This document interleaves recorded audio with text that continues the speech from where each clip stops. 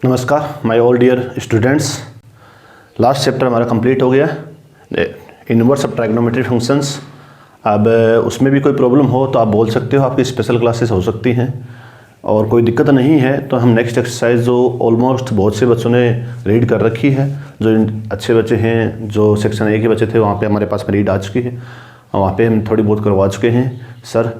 तो matrix next chapter है हमारे पास में मैट्रिक्स, उसके बारे में बहुत से बच्चों को नॉलेज है, बट क्या है बहुत से बच्चों ने पढ़ा नहीं है, बहुत से बच्चों ने जब पढ़ाएगा तो भी ध्यान नहीं दिया, सोचा 12th में पढ़ाएंगे तब ध्यान दे लेंगे, और एक सेक्शन में हमने करवाई नहीं। तो अब मैंने आपको कहा था जो कोर्स में है वो पार्ट हमें करते रहेंगे। और जैसे अभी तक बहुत से बच्चों को कन्फ्यूज़न है कि सर कोर्स में क्या है, कोर्स में क्या नहीं है, तो आप सभी को मैं बता दूं कि देखो अभी तक हमें भी कंफर्म नहीं है कि कोर्स में क्या है।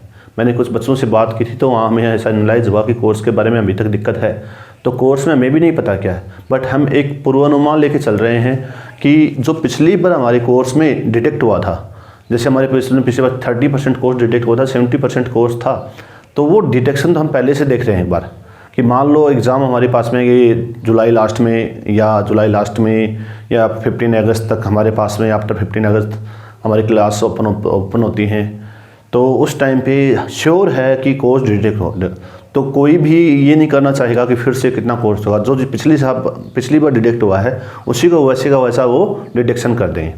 तो इसलिए हम पहले से क्या कर रहे हैं कि जो पिछली बार डिटेक्ट हो चुका है वही कोर्स आपको करवा रहे हैं। तो पहला चैप्टर हमारा कंप्लीटली रिमूव हो गया था, अगर मान लो सेकंड चैप्टर में कुछ पार्ट रिमूव हुए हैं तो हम पूरा सेकंड चैप्टर ही करवाएंगे, ये नहीं सिर्फ उसी के पार्ट करवाएंगे। जो चैप्टर है उसका अगर 20 का पार्ट पूरा, कुछ पार्ट 20 में हटा है तो हम उस चैप्टर को पूरा ही करवाएंगे, ये नहीं है ये पार्ट छोड़ दिया, ये पार्ट छोड़ दिया। हाँ, टॉपिक पूरा रिमूव हो गया है, चैप्टर पूरा कंप्लीटली रिमूव हो गया है तो उसको हम देखेंगे नहीं एक बार, अगर वो कोर्स में आता है तो उसके बाद फिर से देख लेंगे, कोई दिक्कत नहीं है। तो इस चैप्टर को थोड़ा मैं तेज़ी से लूँगा क्योंकि पहले से पढ़ चुके हैं बहुत से बच्चे। तो यहाँ पे सबसे पहले हमारे पास में चैप्टर का नेम है मैट्रिक्स। तो मैट्रिक्स के बारे में आपके पास में सबसे पहले मैट्रिक्स, जैसे हम पीछे इन्वर्स फंक्शन को लेते हैं यूज कहाँ किया, वैसे ही यहाँ पे हमारे पास मैट्रिक्स है। तो मैट्रिक्स का यूज क्या होता है कि जो मैट्रिक्स हमारे पास में वर्ड है, ये मैट्रिक्स है, इसको हमने डेवलप क्यों किया, कौन सी ब्रांच में आता है, इसकी क्या प्रॉपर्टीज होती हैं, कहाँ यूज होता है। तो पहले तो इसके मैंने कुछ यूजेस लिखे हुए हैं, ये यूजेस आपको बता देंगे कि कितना इंपॉर्टेंट है हमारे लिए, और ये यूज कैसे करते हैं ये अपने कोर्स में नहीं है। अपने कोर्स में थोड़ा सा सिर्फ एक छोटी सी चीज़ है जो इसमें एक सिंपल यूज़ है, बाकी यूज़ क्या होगा हायर एजुकेशन में होता है, कॉलेज लेवल पे भी नहीं, कॉलेज से ऊपर जाते हैं, जैसे हम फाइनल ईयर में या एमएससी लेवल पे जाते हैं या पीएचडी लेवल पे जाते हैं, वहाँ मैट्रिक्स का बहुत ज़्यादा यूज़ होता है। या फिर सबसे ज़्यादा यूज़ होता है मैट्रिक्स का कंप्यूटर लैंग्वेज के अंदर, जहाँ आप कंप्यूटर लैंग्वेज करते हो, तो जैसे आप कॉलेज में कंप्यूटर लैंग्वेज करते हो तो वहाँ भी मैट्रिक्स का बहुत ज़्यादा यूज होता है। तो सबसे पहले हमारे पास में है it is simple methods the solving the system of linear equations. सबसे पहले जब मैट्रिक्स हमारे पास में डेवलपमेंट में आया था तो क्या हुआ था, लीनियर इक्वेशन 2 वेरिएबल हम 10th क्लास में पढ़ के आए, उसको इजीली हम सोल्व कर लेते हैं। हमारे पास में 3-4 मेथड थे। पहला मेथड था हमारे पास में substitution method, second elimination method, cross multiplication method, 3 method से हमने इसे सोल्व किया था। ये तो एल्जेब्रिकल था। एक ग्राफिकल मेथड था, ग्राफिकल मेथड से भी हमने लीनियर इक्वेशन 2 वेरिएबल को सोल्व किया। अगर हमारे पास में लीनियर इक्वेशन ऑफ 3 वेरिएबल आ जाए, अगर हमारे पास में क्या आ जाए ax + by + cz = d, अब ये इक्वेशन आ गई तो यहाँ पे हमारे पास में 3 इक्वेशन a1, b1, c1 और d1, ऐसे ही a2x + b2y + c2z = d2 और a3x + b3y + c3z = d3। अब अगर मैं इसको इस सिस्टम को मैं अगर सोल्व करना चाहूँ, किसको, a1x + b1y + c1z, x y z 3 क्या हमारे पास में वेरिएबल्स है, एक्स वाई जेड, यहाँ पे क्या गए 3 वेरिएबल्स आ गए, क्या गए 3 वेरिएबल्स आ गए। जब इन वेरिएबल्स को सोल्व करने बैठते हैं तो हमें काफ़ी टाइम में स्पेंड करना पड़ता है, बहुत ज़्यादा प्रॉब्लम होती है। और इसको अगर मैट्रिक्स से करेंगे, अभी करेंगे ऐसे क्वेश्चन हम करेंगे, ऐसे क्वेश्चन हमारे कोर्स में हैं। तो सबसे पहले हमने क्या किया था, एक मेथड डेवलप किया कि इसको linear equation of 3 variables, 4 variables, 5 variables को सोल्व करने के लिए, दैट इज मैट्रिक्स। मैट्रिक्स का सबसे पहले यूज कहाँ हुआ था, हमने सबसे पहले मैट्रिक्स का यूज किया किसी भी लीनियर इक्वेशंस को, चाहे वो 2 वेरिएबल की हो, चाहे 1 वेरिएबल की हो, चाहे 3 वेरिएबल की हो। तो 1-2 वेरिएबल तो हम वैसे इजीली सोल्व कर लेते हैं, वहाँ कोई दिक्कत नहीं होती। तो ये क्या करता है, 3 वेरिएबल्स की जब इक्वेशंस होती हैं उनको इजीली सोल्व करने के लिए हमें एक मेथड प्रोवाइड करता है, दैट इज मैट्रिक्स। वो सबसे पहले तो सबसे इंपॉर्टेंट हमारे पास में क्या है, it is the method of the solving the system of the linear equations. क्या गया हमारे पास में, इट इज़ द मेथड, क्या देता है हमें, मेथड देता है, किसका मेथड देता है, solving the linear equation of 2 variable, 3 variable, 4 variable, 5 variable, कोई दिक्कत नहीं है। यहाँ 3 वेरिएबल तो फिर भी सोल्व कर लेते हैं, अगर 4 वेरिएबल आ गए तो हमारे पास में 4 इक्वेशन आ जाएंगी, 5 वेरिएबल आ गए तो 5 इक्वेशन आ जाएंगी, और उसको हम एल्जेब्रिकली सोल्व करने बैठे तो हमारी हालत खराब होती है। बट मैट्रिक्स से यूज़ करके सोल्व करेंगे तो बहुत ईजिली सोल्व हो जाती है। तो इसलिए क्या होता है, ये इंपॉर्टेंट बना हमारे पास में। अब आगे मैट्रिक्स नोटेशन दैट मीन्स क्या, नोटेशन मतलब रिप्रेजेंट करने का method. Matrix notation that means representation of है मैट्रिक्स, किसी भी मैट्रिक्स को रिप्रेजेंट किस प्रकार से करते हैं, दैट इज मैट्रिक्स नोटेशन आ गया कि इस मैट्रिक्स को हम कैसे, आप लगभग सब पढ़ चुके हैं। मैट्रिक्स का नोटेशन क्या होता है हमारे पास में, क्या तो capital letter A B C D, capital letters में किससे करते हैं, कैपिटल लेटर से करते हैं, A B C D। या सिंबल क्या होता है हमारे पास में, लार्ज ब्रैकेट में इसको यूज़ करते हैं। पहले हम इसको ऐसे भी यूज़ करते थे, ऐसे भी यूज़ करते थे, बट अब हमारे पास एक स्टैंडर्ड आ गया है जो हमारे पास में लार्ज ब्रैकेट है, स्मॉल ब्रैकेट को यूज़ नहीं करते, लार्ज ब्रैकेट के अंदर है, इसके अंदर। तो ये हो गया हमारे पास में क्या, A B C D and the symbol जो होता है उसको बोलते हैं मैट्रिक्स नोटेशन, मतलब किसी भी चीज़ को रिप्रेजेंट करते हैं। तो representation and the process operations, तो मैट्रिक्स के जो रिप्रेजेंटेशन है हमारे पास नोटेशन बोल दो या फिर क्या बोल सकते हैं, प्रेजेंटेशन बोल सकते हैं, रिप्रेजेंटेशन बोल सकते हैं। तो matrix notations and the operations और क्या हमारे पास में, operations are used in electronic spreadsheets programs for the personal computer. किसमें कि जो हमारे पास में रिप्रेजेंट करने का मेथड होता है, रिप्रेजेंट। तो देखिए आपने ब्लॉक डायग्राम से देखे होंगे, ये ब्लॉक डायग्राम, यहाँ से ब्लॉक डायग्राम ये चला गया, फिर ब्लॉक डायग्राम, फिर यहाँ ट्री डायग्राम बन गया है, फिर यहाँ बन गया है। तो ये जो होता है दैट इज द नोटेशन या रिप्रेजेंटेशन ऑफ। तो किसी को नोटेशन हम कर रहे हैं, ये रिप्रेजेंट करने का मेथड हो रहा है, हमारे पास में ट्री डायग्राम आ गया है, ये भी रिप्रेजेंट करने का मेथड आ गया, ये भी रिप्रेजेंट करने का मेथड आ गया। जैसे हमने पिछली बार सेट्स में किया था, रोस्टर फॉर्म में रिप्रेजेंट करने का था, ठीक है, हमारे पास में सेट बिल्डर फॉर्म में रिप्रेजेंट करने का मेथड था, तो दैट इज नोटेशन। और ऑपरेशंस में क्या, प्लस माइनस, किसी भी 2 मैट्रिक्स होते हैं तो डिफरेंट चीज़ें होती हैं उनका, operations plus minus addition subtraction, इसके अलावा भी ऑपरेशंस होते हैं हमारे पास में, बहुत सारे ऑपरेशन हैं। ये प्लस माइनस और एडिशन और प्लस माइनस मल्टीप्लिकेशन और डिवाइडेशन, ये 4 तो मैथमेटिकल फंडामेंटल ऑपरेशंस होते हैं। इसके अलावा बहुत सारे ऑपरेशंस आपके पास आएंगे आगे। वो ऑपरेशंस को क्या यूज़ करते हैं, इलेक्ट्रॉनिक स्प्रेडशीट कौन सी होती है हमारे पास में, जो आपके पास में क्या होती है, एक्सेल देखा होगा लैपटॉप के अंदर आपने, एक्सेल में आपने बहुत ज़्यादा काम किया हो, पावर पॉइंट पे आपने काम किया हो। तो जो एक्सेल जो आप यूज़ करते हो, जहाँ पे आपके नाम, फादर्स नेम, उसकी एक लाइन में, तो वो जो शीट होती है वो एज ए मैट्रिक्स के लिए होती है, मैट्रिक्स की तरह से। और programs for the personal computer, जितने भी प्रोग्राम हमारे पर्सनल कंप्यूटर बनते हैं ऑलमोस्ट क्या बनते हैं, रो के अंदर, कॉलम के अंदर बनते हैं। तो यहाँ एक रो और कॉलम वर्ड काम आए, सबसे इंपॉर्टेंट नेम होगा रो एंड कॉलम, तो वो मैट्रिक्स में यूज होते हैं। तो सारे किससे, मैट्रिक्स अगर आपको समझ में आती है तो आप कंप्यूटर के अंदर कोई भी प्रोग्राम बनाने में दिक्कत नहीं आती, स्प्रेडशीट बनाने में कोई दिक्कत नहीं आती। कौन से कॉलम की कौन सी रो के अंदर कौन सा एलिमेंट है वो हम इजीली निकाल लेते हैं कि कहाँ पे क्या है किसी भी एलिमेंट के अंदर। जैसे हमारे पास में आपके पास में जब आपने बहुत बार क्या किया होगा, नंबर चढ़ाए हैं, आपके जो MTS के नंबर आपने उस एक एक्सेल शीट होती है आपके पास में, हार्ड कॉपी होती है, उसमें आपका एक नाम लिखा होता है, वहाँ हिंदी लिखा होता है, आप नीचे देख लेते हो आपके नाम के आगे। ऐसे मैप के अंदर भी आपने देखा होगा कि एक मैप के अंदर कॉर्नर के अंदर हमारे पास में स्टेशंस के, रेलवे स्टेशन की दूरी लिखी होती है, distance of the railway station from this station to this station. तो उसके अंदर हम इस प्रकार से ऊपर से लेते हैं, नीचे से लेते हैं, देखते हैं कौन सी स्टेशन की कौन सी दूरी है और कितनी दूरी है। और वैसे ही इसी MTS सीट में आपने देखा होगा, दैट इज हमारे पास में क्या आ गया, सीट्स। और वैसे ही हमारे प्रोग्राम बनने शुरू होते हैं, क्या होते हैं, प्रोग्राम बनने शुरू होते हैं। तो एक्सेल मैट्रिक्स बहुत जगह काम आ रहा है, काफ़ी जगह काम आ रहा है, सिर्फ मैथमेटिकली नहीं है। वैसे एक चीज़ बता दो, मैथ्स हर एक चीज़ के पीछे, हर एक लॉजिक के पीछे मैथ होती है, हर एक लॉजिक के पीछे मैथ होती है। तो यहाँ पे हमारे पास आ गया। अब ये क्या हमारे पास में प्रोग्राम फॉर पर्सनल कंप्यूटर में आ गया हमारे पास में। इसका मतलब ये बहुत जगह काम आएगा। कहाँ आएगा, विच इज यूज्ड, जो कहाँ यूज होता है, which is used in different areas. Personal computer कहाँ, हमारी पर्सनल जरूरत के अलावा होते हैं, इसके अलावा भी यूज करते हैं। कहाँ यूज करते हैं, डिफरेंट एरिया, बिजनेस में भी करते हैं एंड साइंस में भी करते हैं। पर्सनल कंप्यूटर हो चाहे हाइब्रिड कंप्यूटर हो। अब कंप्यूटर के बारे में मैं आपको डिस्कस नहीं करूँगा क्योंकि कंप्यूटर के बारे में आपके कोर्स में है नहीं, तो उसको ज़्यादा डिस्क्राइब करने की जरूरत नहीं नहीं है। पर्सनल कंप्यूटर होते हैं, हाइब्रिड कंप्यूटर होते हैं। तो वैसे सिंपल तो जो पर्सनल कंप्यूटर हम जो नॉर्मल यूज़ करते हैं पर्सनल कंप्यूटर होते हैं। हाइब्रिड कंप्यूटर जो क्या होते हैं साइंटिफिक, जैसे आपने किसी आजकल वेल्टिनेटर का काम ज़्यादा चल रहा है वेल्टिनेटर्स। तो वेल्टिनेटर्स के पीछे एक CPU मॉनिटर लगा रहता है। वो क्या करता है, आपको आपके हार्ट बीट के बारे में बताता है, ऑक्सीजन लेवल के बारे में बताता है और हर चीज़ के बारे में बताता है, और वो साथ साथ में कैलकुलेशन भी करता है।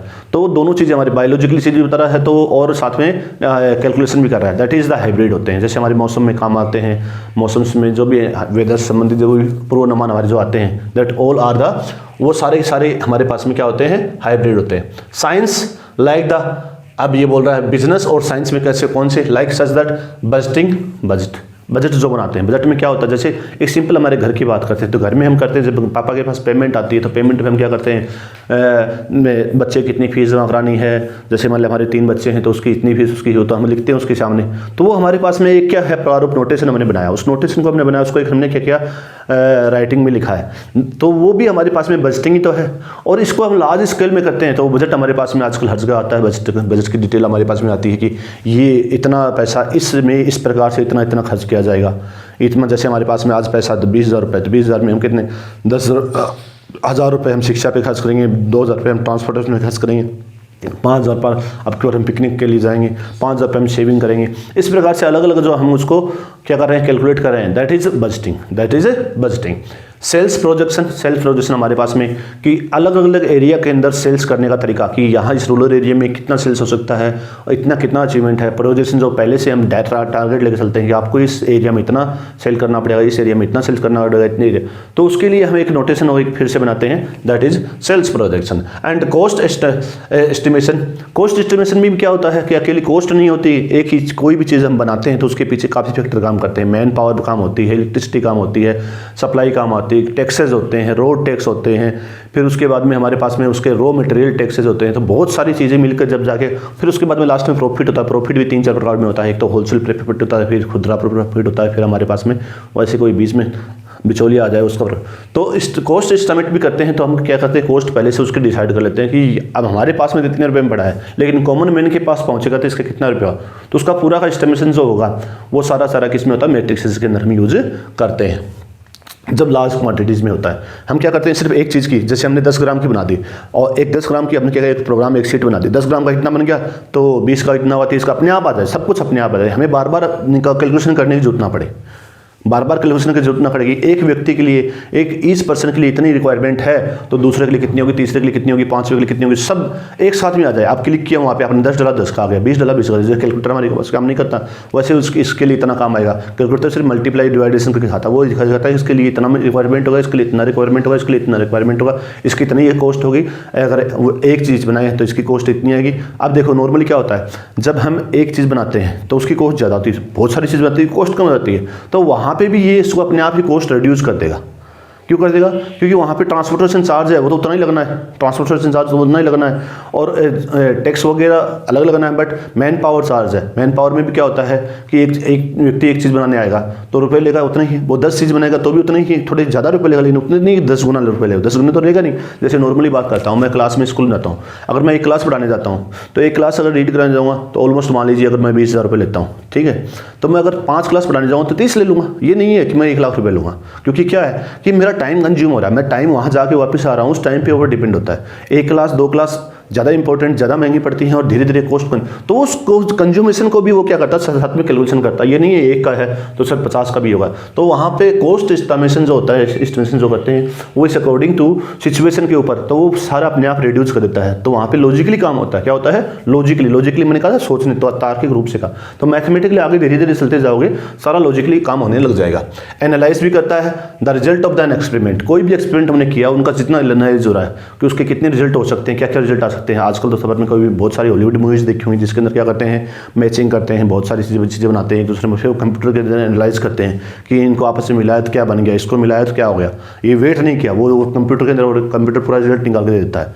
तो वो सारा काम हमारे पास में मैट्रिक्स के अंदर यूज होता है। ओके, फिर इसके बाद में क्या आता है, it is used in the many physical operations. Many physical operation में फिजिकल ऑपरेशन जैसे नहीं कसरत कर रहे हैं, डंबल मार रहे हैं, उनमें नहीं। फिजिकल ऑपरेशंस में क्या, जो आप फिजिक्स में जो पढ़ते हैं उनके अंदर, जैसे हमारे पास मैग्निफिकेशन हो गया, रोटेशंस हो गया, रिफ्लेक्शन ऑफ द प्लेन हो गया। मैग्निफिकेशन, रोटेशंस क्या हमारे पास में, such as magnifications, rotations and the reflections through a plane can be represent mathematically by the matrix. ये जितनी भी चीज़ें हैं कि इनको हम एक प्लेन के अंदर किस प्रकार से रिप्रेजेंट करते हैं, ये सारा का सारा हम क्या मैट्रिक्स के द्वारा मैं आराम से इजीली कर सकते हैं। फिर it is also used in the cryptology. It is also use, सबसे इंपॉर्टेंट यूज है इसका क्रिप्टोलॉजी। क्रिप्टोलॉजी बोल दो या क्रिप्टोग्राफी, मैंने यहाँ वर्ड लिखा हुआ है क्रिप्टोग्राफी। तो वैसे बहुत से बच्चों को क्रिप्टोग्राफी के बारे में पता होगा, क्रिप्टोलॉजी के बारे में पता होगा, लेकिन मैं आपको बता दूँ क्रिप्टोलॉजी क्या होती है। अब जैसे आजकल आपके पास में कोई भी सबसे पहले जो क्रिप्टोलॉजी हमारे पास में काम आई थी, ये कोड डिकोडिंग के रूप से काम में आती है। जैसे मैंने कोई चीज़ बोली, मैंने बोला हाउ आर यू, ठीक है, तो आपने इसका कोई संकेत बना दिया। आपने क्या किया, किसी और को हाउ आर यू ना बोल के किसी और मेथड से उसको बोला, और वो मेथड आगे पास गया और उन्हें कन्वर्ट किया। मैंने दो बंदे इकट्ठे किए, ए एंड बी, जैसे मैंने ये मेरे पास में है और इनके पास कोई लैंग्वेज है, तो मैंने इस बंदे को बोला कि हाउ आर यू, तो इसने उसको कन्वर्ट किया और इसके पास पहुंचा दिया। बट इसने क्या कन्वर्ट किया वो हमें नहीं बताया, और इसने उस सिंबल को दूर से इसके पास पहुंचा और इसने उसको कन्वर्ट करके दूसरे बताया कि उस आदमी से ये चीज़ें आई। तो ये तो था नॉर्मली हमारे पास में क्रिप्टोलॉजी। अब क्रिप्टोग्राफी में क्या होता है कि आज के मॉडर्न ज़माने में, मॉडर्न युग में हमारे पास क्रिप्टोलॉजी से सबसे सिंपल एग्जांपल हमारे पास में जो मैसेज हम भेजते हैं, व्हाट्सएप के थ्रू मैसेज भेजते हैं, तो व्हाट्सएप के थ्रू जो मैसेज भेजते हैं वो इनक्रिप्टेड होते हैं। वहाँ लिखा होता है इनक्रिप्टेड। आपने देखा होगा कि message are encrypted. Message are encrypted का मतलब जो आपने लिखा है वो वैसा का वैसा अगले के पास नहीं जाता। सर वैसा का वैसा जाता है, आप जो लिखते हो वही तो पहुंचता है उसके पास, नहीं। जो हमने यहाँ लिखा है वो पहले कोडिंग हुआ, इनक्रिप्ट होगा क्रिप्टोलॉजी के द्वारा, मतलब किसी एक लैंग्वेज, स्पेसिफिक लैंग्वेज के अंदर उसे कन्वर्ट किया जाएगा। मैसेज लिखा, तो यहाँ से जब मैंने मैसेज भेजा है तो वो क्या एक लैंग्वेज के अंदर कन्वर्ट हुआ। तो यहाँ मोबाइल में तो जो लिखा हुआ है ना, वो कभी भी हमारे पास में अपलिंक में नहीं जाता, वो किसी न किसी लैंग्वेज में चेंज हो जाता है। और वो सिंबॉलिक लैंग्वेज हमें नहीं पता कौन सी होती है, किस प्रकार की, और इतनी ज़्यादा हार्ड होती है कि जो बनाने वाले हैं उनको भी नहीं पता था। वो यहाँ कन्वर्ट हो गई और वो कन्वर्ट वाली जा रही है आगे इसके पास। तो यहाँ से यहाँ तक फिर इस मोबाइल के अंदर फिर से वो प्रोग्राम होता है। जैसे वो मोबाइल इसको रिसीव करेगा, यहाँ से जा रहा है तो मोबाइल ने कन्वर्ट कर दिया उसको किसमें, किसी कोडिंग में। तो इनक्रिप्टेड मैसेज आता ना, इनक्रिप्टेड मैसेज। बहुत से ऐसी चीज़ होती है, जैसे क्या करते हो आप, किसी को खोलना चाहते हो तो बोलते हो this message is encrypted. Encrypted मतलब क्या है कि इसको डिकोड नहीं कर पा रहा हूँ, मेरे पास ऐसी कोई लैंग्वेज नहीं है कि मैं इसको डिकोड कर दूँ, दैट इज इनक्रिप्टेड। तो यहाँ पे मेरे पास में क्या आ गया कि इस मोबाइल ने क्या किया, एक मैसेज को भेजा, तो यहाँ पे उसने इसको दूसरी लैंग्वेज में चेंज कर दिया, लैंग्वेज करके यहाँ लिंक कर दिया। तो यहाँ से तो जब मोबाइल से निकला तो वो एक स्पेसिफिक लैंग्वेज में निकलेगा, और वो स्पेसिफिक लैंग्वेज उस मोबाइल के पास ही है, दूसरे के पास नहीं है। तो इसका मतलब क्या, इसके बीच के अंदर आपका मैसेज कोई नहीं पढ़ पाता, कोई रीड नहीं कर पाता, और फिर वो मैसेज, इसीलिए तो क्या होता है कि जो भी हमारे पास में जो व्हाट्सएप पे कॉल करते हैं इसकी रिकॉर्डिंग नहीं हो पाती। व्हाट्सएप पे जितनी वॉइस कॉलिंग होती है इसकी कोई रिकॉर्डिंग नहीं कर पाते हैं। जो भी हमारे पास में ब्लैकमेल भ्रष्टाचार का जो काम करते हैं व्हाट्सएप के ऊपर करते हैं, और मैसेज वगैरह उसको बीच में सरकार रीड नहीं करती। आपने अगर मोबाइल से मैसेज लिखा है, उस मैसेज को सरकार रीड कर लेती है क्या लिखा हुआ है, क्योंकि वो इनक्रिप्टेड नहीं है, वो क्रिप्टोलॉजी के द्वारा नहीं है, वो सीधा मैसेज आता है। आपने मैसेज किया, मैसेज ही आ गया और वही मैसेज आगे चला गया। उसकी एक सिंपल सी लैंग्वेज होती है, वो लैंग्वेज सभी के पास होती है। बट यहाँ एक स्पेसिफिक, इसलिए व्हाट्सएप ज़्यादा हमारे पास में रिलायबल है और आप व्हाट्सएप को ज़्यादा अहमियत देते हैं। आप व्हाट्सएप जैसे बहुत सारे फीचर हमारे पास में है, लेकिन उनकी क्या क्रिप्टोलॉजी है वो पकड़ में आती है। बट व्हाट्सएप की क्रिप्टोलॉजी है जो लैंग्वेज है, फिर यहाँ से एक कोड लैंग्वेज ही आती है, और कोड लिंक जैसे मोबाइल में पहुँचेगी, मोबाइल इसको कन्वर्ट कर देगा सिंपल लैंग्वेज में, जो हमारी लैंग्वेज थी। तो ये जो पूरी प्रोसेस है ये क्रिप्टोलॉजी है। क्या है, क्रिप्टोग्राफी बोलते हैं इसको, क्या बोलते हैं, क्रिप्टोग्राफी। और जहाँ इसको रीड करते हैं दैट इज क्रिप्टोलॉजी। तो क्रिप्टोग्राफी में भी काम आता है पूरा का पूरा, क्योंकि हमारे पास आगे की जाओगे इक्विवेलेंट मैट्रिक्स जो पढ़ते हो तो इस एलिमेंट के इक्वल क्या होता है, तो वहाँ भी क्या होता है कि स्पेसिफिक चीज़ के आगे स्पेसिफिक सिंबल होता है। जैसे मैंने लिखा ए, तो ए को उसने लैंग्वेज ने कुछ इस प्रकार से कुछ ऐसे करके, तो हमेशा ए का इक्वल यही होगा। तो दैट मीन्स ये किसको इक्विवेलेंट कर रहा है, इसके इक्विवेलेंट कर रहा है। जैसे मैंने बी लिखा तो बी को उन्होंने लिख दिया, ये लिख दिया, तो ये एक लैंग्वेज बन गई उसकी, ठीक है। सी को मैंने एक लिख दिया, क्या। अब ये इतना हार्ड पेचीदा काम होता है कि इसको क्रिप्टेड, तो यहाँ पे ये क्या बनेगा हमारे पास में, इक्विवेलेंट मैट्रिक्स के रूप में काम आगे आएगा इक्विवेलेंट मैट्रिक्स आपके पास में, क्योंकि उसके इक्विवेलेंट कि हमेशा ये वाइस वर्सा, ये लिखा हुआ इसका मतलब ये होता है, इसका मतलब ए होता है, इसका मतलब ये होता है, इसका मतलब ये, हमेशा वाइस वर्सा होता है। वाइस वर्सा मतलब समझते हो ना, इधर से उधर और उधर से इधर, दोनों तरफ जब हम यूज कर सकते हैं that is called vice versa. क्या है हमारे पास में, वाइस वर्सा। ओके, तो ये चीज आ गई हमारे पास में। फिर आता है it is also used in the genetics, economics, sociology, modern psychology and the industrial management. तो इसका मतलब एक चीज देखा जाए तो मैट्रिक्स का यूज है, बहुत ज्यादा यूज है, हर जगह है यूज है। बट ये यूज कैसे है मैंने नॉर्मली समझाने की कोशिश की है आपको।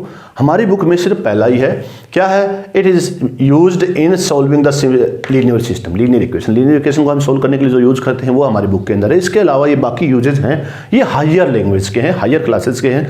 बता सकता हूँ कैसे यूज होते हैं, बट इनका यूज कैसे होता है वो तो मुझे भी नहीं आता, क्योंकि वो हमने अभी तक पढ़ा नहीं है। हाँ, यहाँ कंप्यूटर का थोड़ा जरूर नॉलेज है मुझे, क्योंकि मैं इंजीनियरिंग की हुई है, तो कंप्यूटर की नॉलेज के बारे में जरूर नॉलेज है। क्लास के अंदर वो पूछना चाहोगे तो वो बता दूंगा मैं। बाकी अदर चीज़ के बारे में याद नहीं है। अब जैसे आप क्रिप्टोलॉजी के बारे में पूछ ले तो मैंने थोड़ा हल्का सा आपको डिटेल में थोड़ा सा मैंने क्या डिस्क्राइब किया, पूरा कंप्लीटली नहीं कर सकते। सर एक लैंग्वेज बोल के बताओ, अगर वो क्रिप्टोलॉजी मुझे कोई लैंग्वेज आती है तो मैं घर बैठे बैठे करोड़ों रुपये कमा सकता हूँ। कि क्रिप्टोलॉजी की कोई लैंग्वेज हमें आती है तो आप यू आर बहुत ज़्यादा ही मतलब माइंडेड व्यक्ति हो, बहुत ज़्यादा ही माइंडेड व्यक्ति हो। तो ऐसे ही हमारे पास में यहाँ पे कोई भी एक, इनमें से कोई भी एक चीज़ हमें अगर कंप्लीटली आती है तो मान लीजिए आपकी वर्ल्ड लेवल पे आपकी छाप हो जाएगी। किस पे हो जाएगी, वर्ल्ड लेवल के आपके ऊपर पहुँच हो जाएगी और आपको हर जगह वर्ल्ड लेवल पे जाना शुरू कर देंगे। ओके, तो ये तो हमारे पास में थी, इनके क्या थे, यूजेस थे कि कहाँ कहाँ यूज़ होते हैं हमारे पास में। कहाँ कहाँ यूज़ होने के बाद में नेक्स्ट में हमारे पास में आता है क्या, मैट्रिक्स। अभी मैट्रिक्स है क्या, मैट्रिक्स है क्या भाई, मैट्रिक्स की बात कर रहे हैं। मैट्रिक्स के बारे में इतनी चीज़ें आ गई, इतनी जगह यूज़ होता है, बट ये है क्या।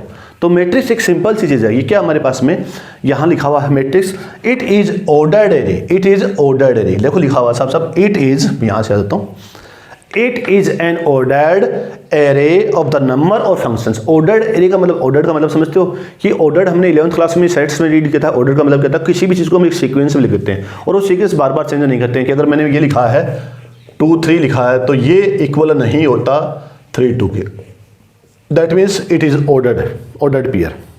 इसको क्या बोलते हैं, ऑर्डर्ड पेयर। कि 2 3 3 2 के इक्वल ना हो दैट इज ऑर्डर्ड पेयर। ये दोनों इक्वल आ गए, मतलब दो एलिमेंट हमारे पास में, that is it is not ordered pair. तो ऑर्डर्ड एरे है। ऑर्डर्ड एरे का मतलब एरे भी पता है आपको। एरे का मतलब क्या था, किसी भी कोई भी हमारे पास में डेटा है, नंबर्स हैं, फंक्शंस हैं, स्पेसिफिक साइंस हैं, उनको किसी एक फाइनाइट ऑर्डर में लिखते हैं, चाहे असेंडिंग ऑर्डर में लिखो या डिसेंडिंग ऑर्डर में। क्या करते हैं हम उसको अरेंज करते हैं। क्या करते हैं हम किसी भी इंफॉर्मेशन को, when we are arranging a information in specific order that is called array. और एरे को जो रिप्रेजेंट करते हैं ये इस प्रकार से साइन आता है। तो ऑर्डर्ड एरे का मतलब समझ में आएगा। ऑर्डर्ड का मतलब क्या होगा हमारे पास में कि इधर से उधर नहीं करना, ऑर्डर्ड है तो ऑर्डर ही रहने वाला है, ठीक है। और एरे का मतलब क्या है, वो स्पेसिफिक अरेंजमेंट है। क्या है, स्पेसिफिक अरेंजमेंट है। तो स्पेसिफिक अरेंजमेंट हमारे पास में किसका है, ऑफ द नंबर्स का है, एंड द फंक्शंस किसका है, एंड फंक्शंस का हमारे पास में किसका आ गया, नंबर्स एंड फंक्शंस का आ गया है। और इट इज क्या आ गया, अगर ये नहीं बोलते तो क्या बोल सकते हैं, जैसे आपके पास में लिखाया गया पहले भी, it is a rectangular array और table of the number, array of the table of the numbers. देखो आपको ध्यान आएगा कि आपके पास में जब हमारे पास में 2D के अंदर कुछ को रिप्रेजेंट करा था कि नहीं 2 पॉइंट्स, किसी पॉइंट के कोऑर्डिनेट रिप्रेजेंट थे। मान लीजिए मेरे पास में ये पॉइंट है P, इसके कोऑर्डिनेट है P के पॉइंट है X और Y, किसमें, इन 2D। तो ये है, तो इसको अगर मैं किस में रिप्रेजेंट करूंगा, इसको मैं रिप्रेजेंट करूँ तो मैंने आपको सिंबल तो बता ही दिया, सिंबल क्या होता है। तो यहाँ पे इसको मैंने इस प्रकार से रिप्रेजेंट कर दिया, ये बन गया इसका matrix of A point, matrix of A point. तो ऑर्डर्ड हो गया मेरे पास में X और Y, ये हो गया, या फिर ये हो गया, यहाँ कॉमा नहीं आता, सेपरेट करने की जरूरत नहीं होती यहाँ पे, X और Y। तो ये भी ऑर्डर्ड है, ये भी ऑर्डर्ड है। ये भी क्या हमारे पास में एक इस साइड में एरे बन गया और ये इस साइड में एरे बन गया। अगर 3D का पॉइंट है, कोई पॉइंट Q है मेरे पास में, पॉइंट Q क्या है, X Y Z। 3D के किसी पॉइंट को आप क्या करते हैं, रिप्रेजेंट करते हैं X Y Z से। तो यहाँ क्या आ जाएगा, X Y जेड, या फिर X Y Z, represent a point. तो ये हमारे पास में मैट्रिक्स में हम इसको इस प्रकार से रिप्रेजेंट करते हैं, और किसी कोऑर्डिनेट के सिस्टम में हमने इस प्रकार से रिप्रेजेंट किया। तो ये क्या गया, रिप्रेजेंटेशन हो गया हमारे पास में, ये मैट्रिक्स के बारे में आ गया। ठीक है, ऑर्डर्ड पेयर हो गए। ऑर्डर्ड क्या गया, ordered array, array of the number function, number function special type of the any symbol, कुछ भी जो भी आएंगे सब हमारे पास में क्या आते हैं। तो यहाँ पे क्या गया, it is an ordered array of the number और फंक्शंस, और it is the rectangular array और the table of the number and functions. मतलब मैट्रिक्स में क्या है, मैट्रिक्स कोई नहीं है, मैट्रिक्स सिर्फ एक रिप्रेजेंट करने का मेथड है, किसी भी नंबर्स को, किसी भी इंफॉर्मेशन को बोलते, नंबर्स फंक्शन मतलब इंफॉर्मेशन, कोई भी इंफॉर्मेशन को हम क्या करते हैं, अरेंजमेंट करते हैं। किसमें अरेंजमेंट करते हैं, एक डिसेंडिंग या असेंडिंग ऑर्डर में, कोई भी एक ऑर्डर में, वो जरूरी नहीं असेंडिंग डिसेंडिंग हो। जैसे किसी की नेम है तो नेम थोड़ा असेंडिंग डिसेंडिंग हो सकता है, बट हमने उसमें एक ऑर्डर दे दिया, क्या कह दिया, पहले पिता के नाम, फिर बेटे के नाम, फिर बेटे के नाम, फिर या पहले दादा के नाम। इस प्रकार से हमने किसी में उसमें एक ऑर्डर लगा दिया, हमने एक ऑर्डर जो पहले दे दिया वो फिक्स रहेगा। ये नहीं है जैसे मैंने क्या अरेंज कर दिया, मैंने अरेंज कर दिया, मेरे पास में कोई भी इन्फॉर्मेशन 1 2 3 4 ये कोई मेरे पास में 9 एलिमेंट्स है, और 9 एलिमेंट्स है, मैंने इसको एक ऑर्डर दे दिया, क्या दे दिया, मैंने दिया 9 8 3 5 4 2 1 7 6, ये ऑर्डर मैंने लिख दिया, या फिर मैंने ऑर्डर लिख दिया इस प्रकार से लिख दिया। तो ये भी एक ऑर्डर है और ये भी एक ऑर्डर है। तो ऑर्डर का मतलब नहीं है कि असेंडिंग डिसेंडिंग ही हो, ऑर्डर का मतलब क्या है, ऑर्डर्ड एरे का मतलब क्या है कि ऑर्डर, कोई भी ऑर्डर कैसा भी हो सकता है, वो असेंडिंग हो सकता है, डिसेंडिंग, इसके अलावा भी, बट वो फिक्स होगा, वो ऑर्डर क्या होगा, फिक्स होगा, उसको चेंज नहीं कर पाएंगे, जो दे दिया वही रहने वाला है। वो एक एरे मतलब एरे के रूप में होता है, एरे के रूप में या तो इस प्रकार से होगा या इस प्रकार से होगा। ठीक है, तो ये आ गया। या फिर क्या गया हमारे पास में, रेक्टेंगुलर एरे और टेबल। रेक्टेंगुलर एरे, रेक्टेंगल, ये क्या बन रहा है, रेक्टेंगल बन रहा है, ये भी क्या बन रहा है, रेक्टेंगल बन रहा है, ये भी क्या बन रहा है, रेक्टेंगल बन रहा है, ये भी क्या बन रहा है, रेक्टेंगल बन रहा है, क्या बन रहा है, रेक्टेंगल, क्या बन रहा है, रेक्टेंगल। तो rectangular array, square is also rectangular array, square is also a rectangular array. तो रेक्टेंगुलर एरे, या फिर क्या बोल सकते हैं, रेक्टेंगुलर टेबल बोल सकते हैं, टेबल बन रही है, टेबल बन रही है, टेबल बन रही है, टेबल बन रही है, टेबल बन रही है, टेबल बन रही है, सब टेबल बन रही है, क्या बन रही है, टेबल बन रही है। तो ये रेक्टेंगुलर एरे होता है और ये टेबल होती है, क्या होती है हमारे पास में, टेबल के रूप में होता है। तो डेफिनेशन समझ में आ गई हमारे पास में। डेफिनेशन में क्या करते हैं कि किसी भी हमारे पास में नंबर्स और फंक्शन को हम अरेंज करते हैं कि ऑर्डर्ड एरे के रूप में, किसमें रूप में, ऑर्डर्ड एरे के रूप में रिप्रेजेंट करते हैं, और इनका रिप्रेजेंटेशन जो होता है वो इस प्रकार से होता है। और ये जो हमारे पास में अंदर हमारे पास में जो ये क्या कहते हैं, नंबर्स और फंक्शन होते हैं, क्या होते हैं, नंबर्स, ये नंबर्स हैं या ये नंबर्स हैं, ये क्या है, फंक्शंस बोल सकते हैं। तो numbers of the function of A matrix is called element of element of matrix. Element of matrix में क्या जाएगा हमारे पास में, नंबर और फंक्शन, नंबर और functions of A matrix is called element और एंट्रीज, एंट्रीज भी बोलते हैं, क्या बोलते हैं इसको, एंट्रीज, एलिमेंट और entries of A matrix, of A matrix. Okay, अब इसके बाद में हमारे पास में थोड़ा सा सिंपल इसको आगे डिस्क्राइब करते हैं, थोड़ा सा और डिस्क्राइब कर लेते हैं, और फिर इसके बाद में आगे नेक्स्ट करते हैं थोड़ा सा। ये आपको बता ही दिया कि किसी भी मैट्रिक्स को रिप्रेजेंट करने के लिए हम कौन सा सिंबल यूज करते हैं, रिप्रेजेंट के लिए हम ये यूज करते हैं। ओके, या फिर क्या करते हैं, capital letters A B C D, ये सारे क्या हैं, सिंबल्स के रूप में यूज करते हैं, A B C D, या ये जो भी हमारे पास में साइन है, इस साइन को जो हमने पहले मैग्नीट्यूड के रूप में काम में लिया था, वो जो वैल्यू हम लेते हैं, इनको हम क्या करते हैं, रिप्रेजेंटेशन के लिए यूज करते हैं। अब रिप्रेजेंट करने के बाद में आपके पास में बता दिया एलिमेंट क्या होते हैं, एलिमेंट एंट्रीज क्या होती हैं, वही बता दिया आपको। द नंबर और function of A matrix is called element of the entries of the matrix. इसके बाद में हमारे पास में आता है कि ये जो हमारे पास में लिखे होते हैं, जैसे मैंने ये कोई मैट्रिक्स लिखा, मैट्रिक्स A इक्वल टू मेरे पास में वैल्यू आ गई 1 2 3 4 5 6 7 8 9, ये कोई मैट्रिक्स है। इस मैट्रिक्स के अंदर हमारे पास में दो वर्ड होते हैं, एक तो रो होता है और एक कॉलन होता है, रो कॉलन, दो वर्ड आते हैं, रो कॉलन, रो आता है और कॉलन वर्ड आता है। तो रो में तो आपको पता ही है, इस प्रकार से हम जब बैठते हैं और कॉलम हमारे घर के अंदर जो बीम लगी होती हैं, वो बीम ऐसे थोड़ी बीम कभी ऐसे लगती है, बीम ऐसे नहीं लगती हमारे पास में जो लगती हैं, जो हमारे घर में खंबियाँ खड़ी होती हैं। बहुत से बच्चों के घर के अंदर क्या होंगे, बरामदे होंगे, और बरामदे के अंदर हमने खंबी लगा रखी हैं। तो वो पिलर्स हैं वो क्या हमारे पास में, तो ये पिलर हो गया, ये पिलर हो गया, ये पिलर हो गया, ये पिलर्स क्या बन गए, कॉलम्स बन गए। क्या बन गए, कॉलम्स। और ये जो मेरे पास में बन गया, ये क्या बन गया, first row, second row, third row. क्या बन गया, थर्ड रो। और ये जो बनेगा, ये क्या बनेगा, फर्स्ट कॉलम। और ये कौन सा बन गया, सेकेंड कॉलम। और ये कौन सा बन गया, थर्ड कॉलम। ओके। अब आपसे पूछे what is the element of third column and third row. Third column and third row, third column third row 9, third column है, थर्ड रो इज ए 9। हमारे पास में थर्ड कॉलम थर्ड रो क्या है, 9 है। ओके। तो थर्ड कॉलम थर्ड रो में क्या आ गया, 9 आ गया। आपसे पूछे what is the element of the first row and third column. First row and third column 3 is the first row, third column 3 is the first row, third column. आपसे पूछे what is the element is second row, second column. तो second row, ये second रो कौन सी हो गई, ये तो second रो है। तो ये जो एलिमेंट है, ये second row, second column, second row, second column. तो किसको कौन सा रिप्रेजेंट कर रहा है, आराम से कर सकते हैं। ये वाली लाइंस तो क्या होती है, रोज को रिप्रेजेंट करती हैं। और रोज हमारे पास में नॉर्मली किस में आता है, हमारे पास में किस में लिखा जाता है, एम में लिखा जाएगा, और कॉलम्स किस में लिखा जाएगा, एन में लिखा जाएगा। ओके। अब आता है कि ये यहाँ पे कितने आ सकते हैं, इनको क्या कहते हैं। जैसे यहाँ 1 2 3, यहाँ पे मैंने थोड़ी देर पहले लिखा था, क्या एक्स लिखा था और वाई लिखा था, ऐसे लिखा था एक्स वाई। तो इनको ऐसे कैसे लिखते हैं सर, आपने एक बार ऐसे लिख दिया, ऐसे लिख दिया। तो यहाँ इसका नाम होता है order of the matrix. Order of the matrix. Order of the matrix में क्या आएगा हमारे पास में,